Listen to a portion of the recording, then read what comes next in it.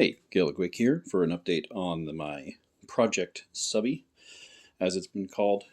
Project Subby is this component here, and it's tended to be a multi-purpose upper that could go on a wide variety of lower type things.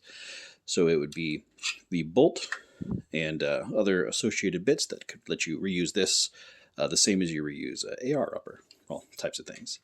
And made a handguard to go with it because I wanted to print one.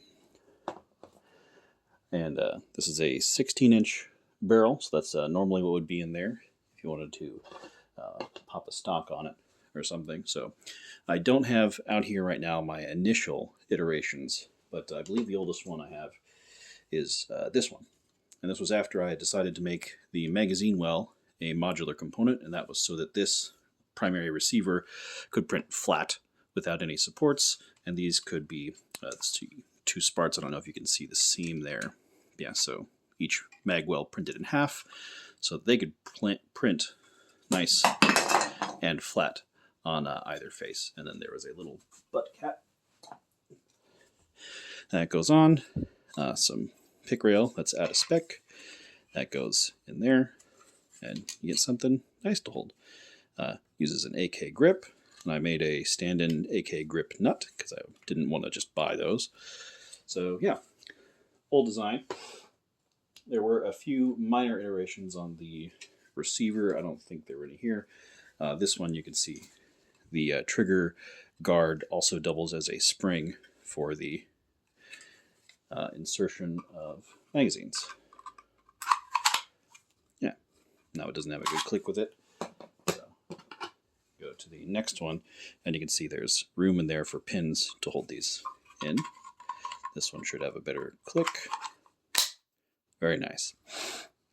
And yeah, since these print flat on their face, you could get some good detail if you wanted to put like a logo or something on there. Same with the magazine I was designing. Prints in two halves, clamshells together. So got that. Now, the problem that I was having, one of them, was I finally got a Scorpion, a CZ Scorpion, and got some OEM magazines. And these were just way too tight. I had done all my design with this Magpul one that I had purchased, and it fits wonderfully. But apparently these are some of the loosest CZ Scorpion mags that are out there. I guess Magpul really wanted to make sure that they would drop free because people associate that with quality for some reason.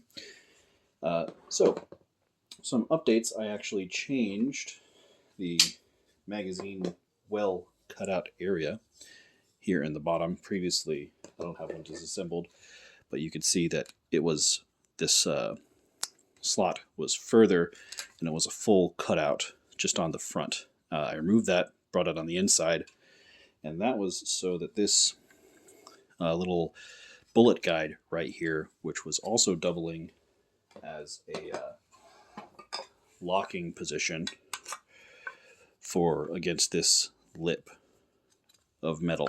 You'd put it down and then bring it back, and it actually held it pretty reasonably securely. The intention was for these to be bent down and holes drilled in them, but I'm thinking of just welding on some pieces there that will slot into the sides. And then you'd put the pin there, and that would hold it back, prevent it from going forward. And the tiny little lip here at the front would hook on this and prevent it from going that way. So it hold it all reasonably securely. That was the idea there. So, of course, since that would be liable to break, and of course, since you have interchangeable magazine wells, you'd also want to have interchangeable bullet guides. So I had begun designing a new magazine, and this was just my first test to make sure the pillars were right. This one doesn't have the bullet guide on it, and this one does. Now I had to do a couple of little cutouts on the side here, which are different. You might be able to see that, yeah, relative to the old one there. And you can see these took quite a beating. Like this one I've had printed and I've been using for testing. I haven't done any firing yet, but a lot of testing and rough handling has been going into it. And it's stayed together.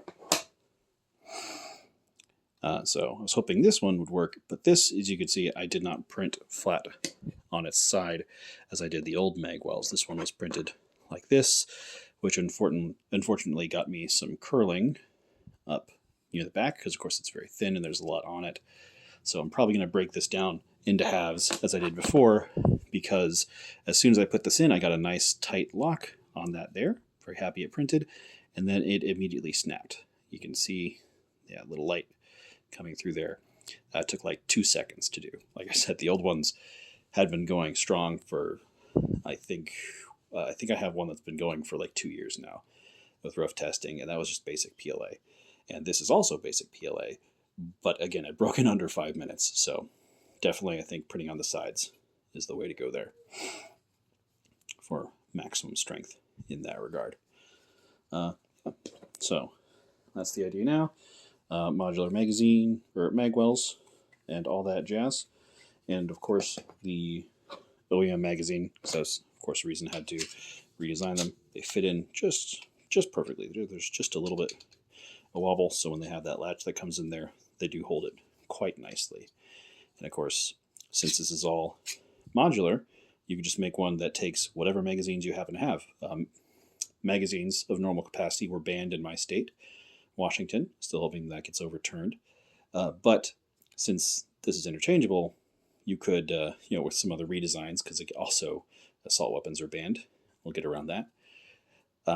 But you could have it take whatever magazines you have already. If you have the Colt stick mags, if you have a bunch of Glock mags or anything, you could just make a whole new modular magwell.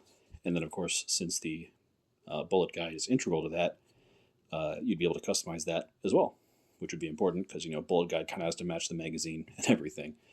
So we got plenty of space there.